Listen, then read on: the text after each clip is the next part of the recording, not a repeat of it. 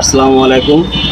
তো আমার এক বড় ভাই সে বলেছে আমি দই ফুচকা কীভাবে তৈরি করি।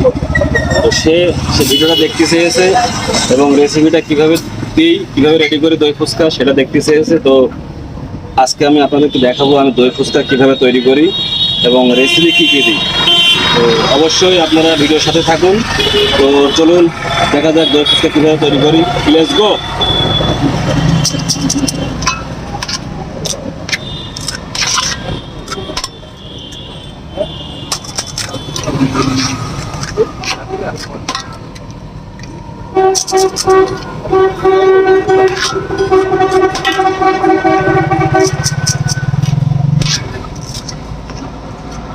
সর্বপ্রথম ছানা দিচ্ছি আমি। ফুচকাগুলো সিদ্ধ করে সর্বপ্রথম আমি দিলাম ছানা।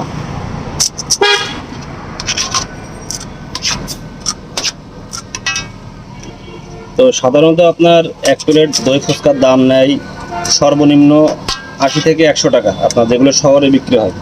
তো আমার এখানে সেই তুলনায় অনেক কম। আমি 50 টাকা করে পার প্লেট নিয়ে থাকি, আর পার প্লেটে 7 পিস থেকে 6 পিস দিয়ে থাকি আমি। তো এবার দেবো আমি সালাদ।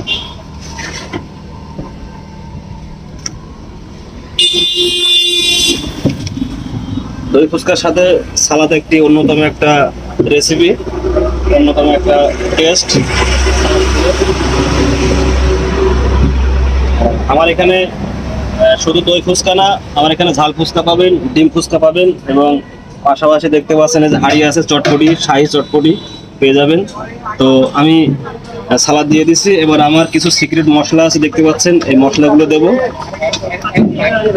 এটা আমার নিজে তৈরি করা। এবার দেবো বিট লবণ, টেস্টি লবণ, সব একসাথে করা দেখতে পাচ্ছেন। সবকিছু দেওয়া হয়ে গেছে। এবার আমি দেবো হচ্ছে সেই কাঙ্ক্ষিত দই, দইয়ের পরে। না 1 মিনিট, ভিডিও করছি তো। তো এবার আমার দই দেওয়া হয়ে গেছে। এবার আমি দেবো নিমকি ভাজা। দই ফুচকা আছে আপনার 50 টাকা, ঝাল ফুচকা 30 টাকা। কোনটা দেবো? নিমকি ভাজা দেওয়া হয়ে গেছে। এবার আমি দেবো ঝাল ফুচকা 30 টাকা। দুইটা দেবেন। আচ্ছা ঠিক আছে, বসেন, 2 মিনিট দিচ্ছি।